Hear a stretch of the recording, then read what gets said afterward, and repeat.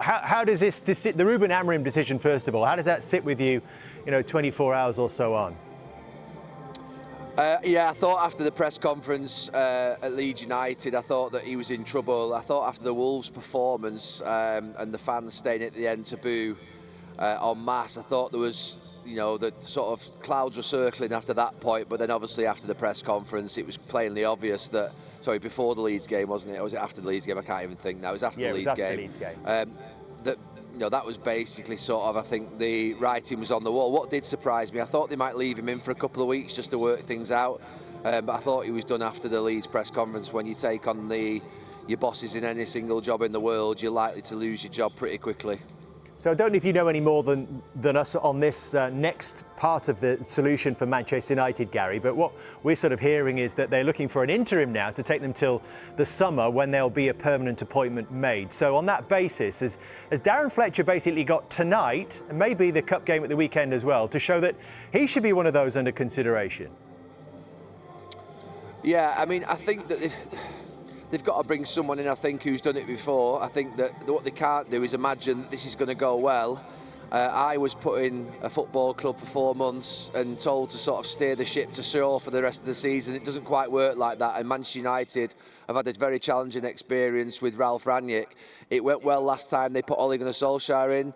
All I would say is, as long as someone basically has done it before, got a bit of experience, can handle the media, can handle if maybe results don't go their way, they need to get to the end of the season, because I think the next appointment is obviously crucial. But there's still a lot to play for this season. I do think if Manchester United can get De Ligt, Maguire, those lads back from obviously AFCON, and Bruno Fernandes fit, who we might be fit tonight, they've still got a chance of achieving Champions League football this season. But things are going to have to go their way. But it's looking like they are going to appoint someone to the end of the season and then look at what would be a more bigger name manager at that point. One thing I would say is, even if someone comes in right now and has the most brilliant 4 months, Manchester United still need to make that decision at the end of the season to appoint an experienced manager who's world class. So in the interim, if it's not Darren Fletcher, would you support a return for Ole Gunnar Solskjaer? I would not. I mean, I think that there is an element of... we saw this at Liverpool, didn't we, for like 25, 30 years when they were going through that period where they weren't winning, and they sort of...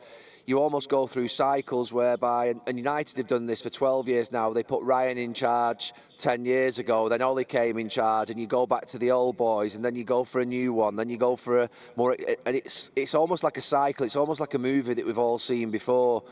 And Groundhog Day. So, look, what I do think is that Ollie is someone that absolutely loves the club. He knows the job. He's been in the job. The other names that are being mentioned, obviously, Michael Carrick and Ruud van Nistelrooy. These are really fantastic people. I played with those guys for a lot of years. They love the club intensely. They get the club. But still, they're still going to come under a lot of pressure in this next 4 or 5 months if results don't go their way. So, look, I think they have to be ready for that. Whoever's going to get it out of those three that are being mentioned, I wish them all the best, because it's a tough role.